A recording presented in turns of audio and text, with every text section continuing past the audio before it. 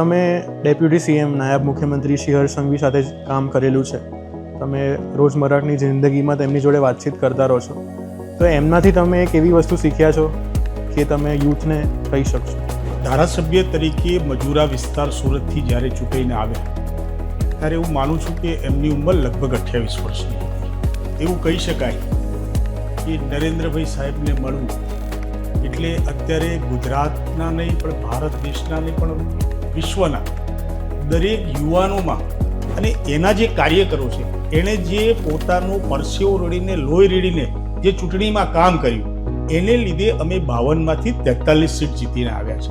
અને 5 વર્ષ સુધી આ જે ટર્મ રહેવાની છે મહાનગરપાલિકાના કોર્પોરેટરોની, તો એમાં તમારો દિશા નિર્દેશ શું છે એમના પ્રતિ? એ દિશામાં જે દિશામાં હજુ અમે થોડા પાછળ રહ્યા છીએ અથવા તો જ્યાં પ્રજાને આ સેવા આપવામાં ઉણપ છે એ પહેલી અમે પૂરી કરવા માંગીએ છીએ. થાય છે કે આણંદમાં સૌથી મોટું એક અદ્યતન ગુજરાતની કહી શકાય એવી 517 રૂમની સિવિલ હોસ્પિટલ બની રહી છે.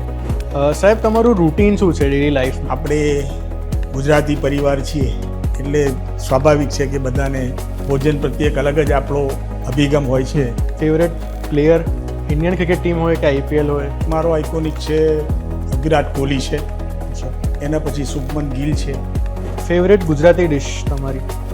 અને સૌથી વધારે એક પાવભાજી ભાવે છે અને એક બટાકા પૌવા ભાવે છે. રાજકારણમાં બીજું તમારું કોઈ એક મોટું સ્ટેપ કે પછી વિઝન? 2027માં ઇલેક્શન આવી રહ્યા છે. 2027માં પાર્ટી ફરી આદેશ કરશે તો ચૂંટણી પણ લડીશું. અત્યારે યુથમાં એક બહુ જ નેગેટિવ પોઈન્ટ જોયું કે 10 ભાઈબંધો જોડે બેઠા હોય પણ બધા પોતપોતાના ફોનમાં હોય.